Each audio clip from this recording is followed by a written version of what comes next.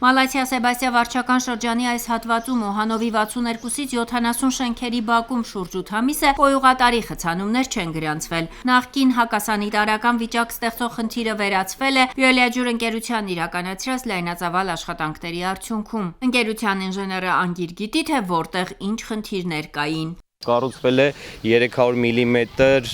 երկշերտ ծալքավոր խողովակով 80 գծամետր նոր կոյուղատար համակարգ, որից հետո ամբողջովին խնդիրը վերացվել է։ Նախկին կոյուղատար համակարգը անցել է բնակիչների համար նախատեսված տաղավարի տակով եւ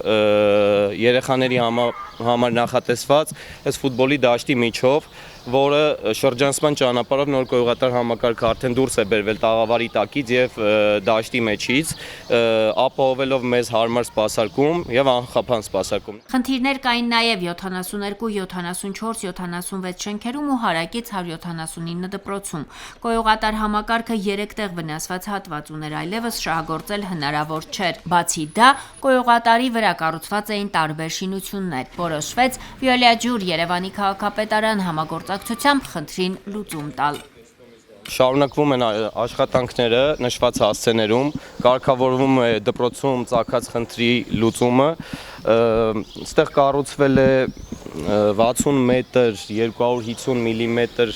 ծալքավոր խողովակով, երկշերտ ծալքավոր խողովակով նոր կոյուղատար համակարգ։ Այս հատվածում է եղել այդ շինությունները, որը խոչընդոտ է հանդիսացել մեզ համար սպասարկել եւ շահագործել կոյուղատար համակարգը, եւ այս հատվածի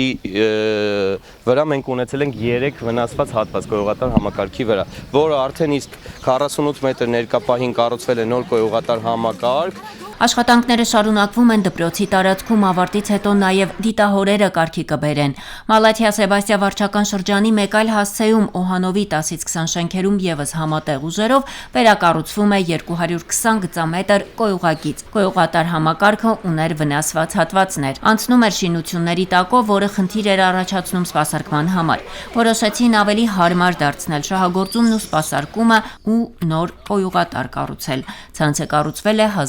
1970-ականներին։ Խցանված կոյուղագծերը ամենաշատը շենքերի բնակիչներին էին անհանգստացնում։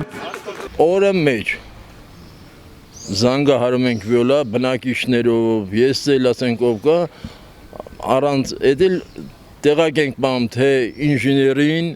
թե Վիոլայի աշխատողներին, շենքի տակը մոտ կես մետր ջուր է։